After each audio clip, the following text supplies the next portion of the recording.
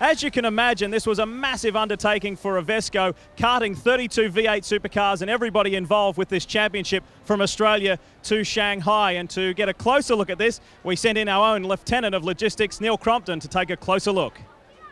International traveler, you'll never be far.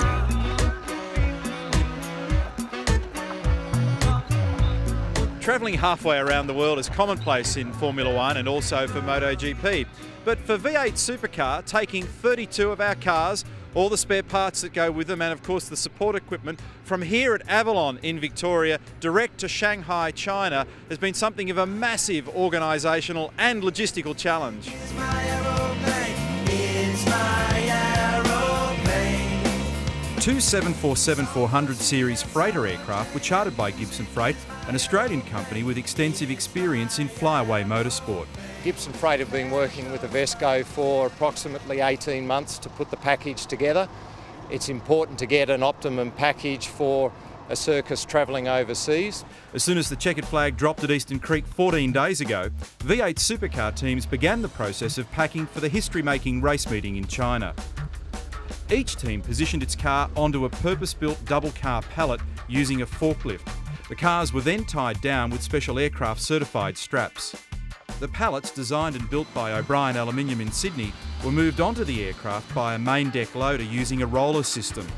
Once inside the aircraft, the cars and containers were secured with locks and extra strapping. Each car has a dedicated 17 cubic metre support equipment container housing spares and tools.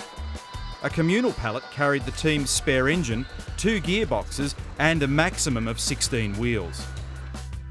Inside each of the 747 freighters, 16 cars and their support containers are loaded onto the lower deck, with the communal pallets and the additional containers on the upper deck. If this were a conventional Boeing 747-400 and it was configured for passengers, I'd be sitting in about row 45A, surrounded by 350 of my nearest and dearest friends, and the takeoff weight would be about 360 tonne. But in this purpose-built and configured freighter, with all the cars and all this equipment, the takeoff weight's going to be almost 400 tonnes. The cost of this purpose-built air freight equipment is worth more than $500,000, with the total air freight bill coming to more than $1 million. When you consider that each V8 supercar is worth more than $400,000 and each engine $100,000, the total payload exceeds a value of $20 million. It's been a massive operation for Gibson Freight, Repco and the race teams, and the homework translated into a flawless execution as the cars departed Australia. This knowledge and exercise provides the basis now for Repco to more readily consider any future overseas opportunities.